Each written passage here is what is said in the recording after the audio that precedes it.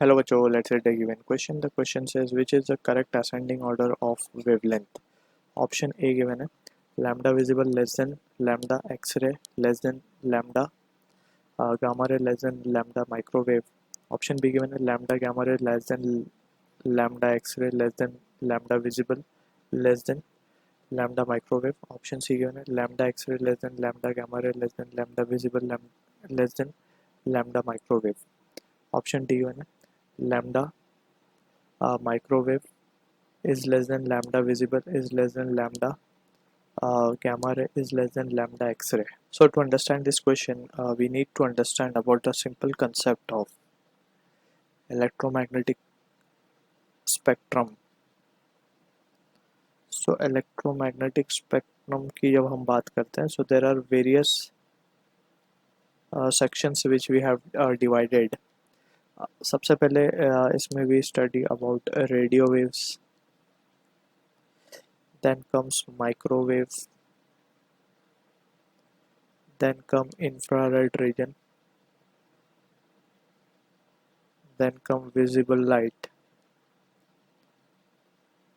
then come ultraviolet ray या UV rays हम लिख रहे हैं यहाँ पे, then come X rays, and finally we have gamma rays.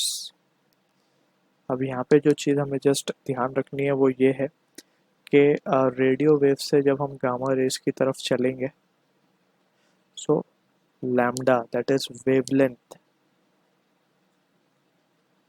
Represent करते हैं हम लैम्डा से, कीप्स ऑन डिक्रीजिंग. ठीक है, और अगर लैम्डा डिक्रीज कर रहा है so it means knew that is frequency, या फिर हम इसको एनर्जी के टर्म्स में भी बात कर सकते हैं. Energy will keep on increasing, यानी कि सबसे ज़्यादा एनर्जी गामा रेस के पास है, ठीक है ना, और सबसे कम एनर्जी जो है वो रेडियो वेव के पास है, बट उसके करस्पॉन्डिंग रेडियो वेव के पास वेवलेंथ सबसे ज़्यादा है, गामा रेस की वेवलेंथ सबसे कम होगी.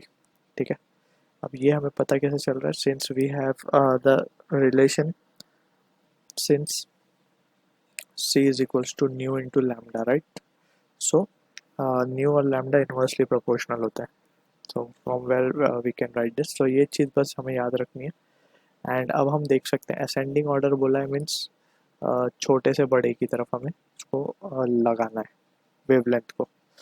तो सबसे छोटी वेवलेंथ किसकी होगी, गामा रे की होगी, राइट.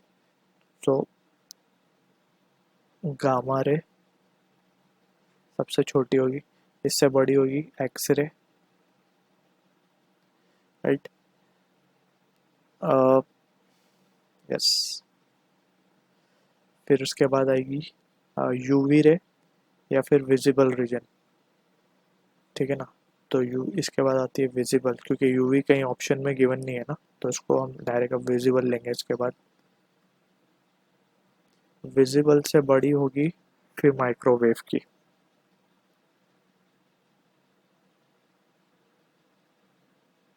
ठीक है. तो सबसे बड़ी माइक्रोवेव की है, छोटे से बड़े में लगाना था हमें.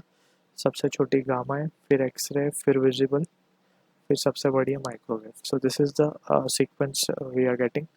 सो अगर हम ऑप्शंस को देख लें तो ऑप्शन बी जो है करेक्ट है for this question. I hope you understood the solution. All the best.